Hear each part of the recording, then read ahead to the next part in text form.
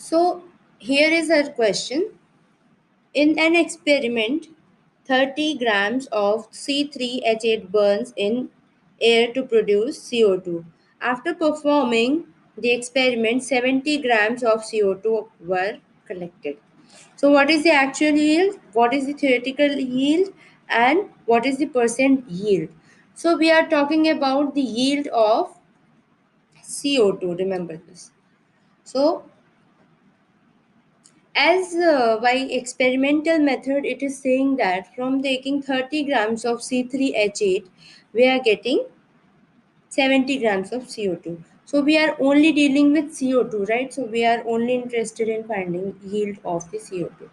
So we know that this is the basic equation, balanced equation, right? So balanced equation says C3H8